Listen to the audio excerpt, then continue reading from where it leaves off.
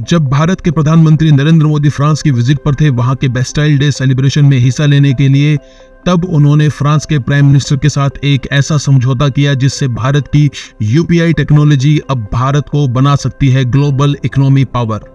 Nepal, Bhutan, Singapore, Malaysia, UAE के बाद अब आपके अपने यूपीआई ने एंट्री कर दी है फ्रांस के जरिए यूरोपियन मार्केट में, और इसकी शुरुआत होगी वर्ल्ड फेमस एफएल टावर से। यानी कि अब आप एफएल टावर का टिकट भारत के अपने ही मोबाइल के अपने ही यूपीआई टेक्नोलॉजी को यूज करके खरीद सकते हैं और आपको करेंसी एक्सचेंज करने की भी जरूरत नहीं पड़ेगी।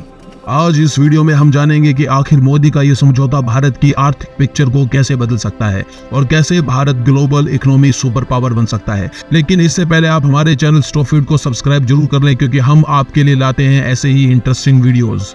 यूनिफाइड पेमेंट इंटरफेस यानी कि यूपीआई सबसे पहले भारत में 2016 में शुरू हुआ था, लेकिन इससे पहले ही भारत में प्रधानमंत्री मोदी ने पूरे देश में जन धन खातों को खोलने की शुरुआत करवा दी थी, जिससे कि पूरे भारत में लोगों ने तेजी से बैंक अकाउंट खोले, जिसका फायदा यह हुआ कि अंतिम व्यक्ति का पैसा सीधे उसके बैंक अकाउंट में पहुंचा, और वो भी बिना किसी करप्शन के।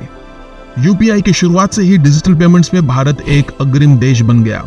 बिजनेस स्टैंडर्ड की एक रिपोर्ट के अनुसार मई मंथ में ही भारत में कुल 941 करोड़ की ट्रांजैक्शंस हुई, और इसके साथ ही भारत डिजिटल पेमेंट्स में वर्ल्ड की टॉप 5 कंट्रीज में नंबर 1 पर पहुंच गया, और 2.92 करोड़ के साथ ब्राजील दूसरे पर और 1.76 करोड़ के साथ चाइना तीसरे नंबर पर है। फोर्ब्स की रिपोर्ट के अनुसार भारत में आज 26 करोड़ लोग डिजिटल पेमेंट्स का इस्तेमाल करते हैं। भारत में इसकी शानदार सक्सेस को देखते हुए वर्ल्ड के दूसरे देशों ने भी इस यूपीआई डिजिटल पेमेंट पर भरोसा दिखाया है। जुलाई 2021 में भूटान सबसे पहला देश बना जिसने यूपीआई डिजिटल पेमेंट को एक्सेप्ट किया। इसके बाद मार्च 2022 में नेपाल, देखते ही देखते दूसरे देश जैसे कि श्रीलंका, म्यांमार, यूएई, सिंगापुर में भी भारत के यूपीआई को वहां के पेमेंट के सिस्टम के साथ में लिंक किया जाने लगा।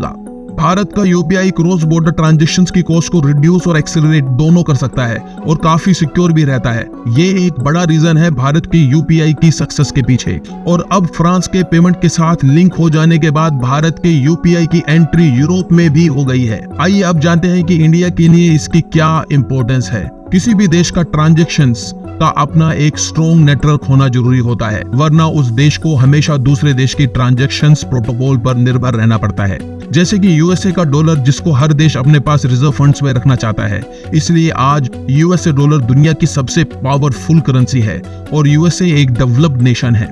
और यूएसए के डॉलर का फंड का रिजर्व रखकर सभी कंट्रीज सिक्योर होते हैं और इसका फायदा भी उठाते हैं। लेकिन यूएसए भी इसे एक वेपन की तरह इस्तेमाल करता है। यूएसए अपने इस पेमेंट सिस्टम को, जैसे कि मास्टर कार्ड, वीजा ट्रांजैक्शंस को कभी भी बंद कर सकता है, जैसा कि उसने अभी रशिया के खिलाफ किया है। रशिया के पास डॉलर्स है, रशिया के पास मास्टर कार्ड और वीजा कार्ड भी था, लेकिन इसके बावजूद भी यूएसए के प्रेशर में रशिया की पेमेंट्स ट्रांजैक्शंस को रोक दिया गया। और ऐसे ही यूएसए ने भारत के खिलाफ करगिल वॉर में एक स्टेप लिया था, जब यूएसए ने भारत को जीपीएस सिस्टम की हेल्प के लिए मना कर दिया था, और उस टाइम पर भारत यूएसए की इस टेक्नोलॉजी पर निर्भर था।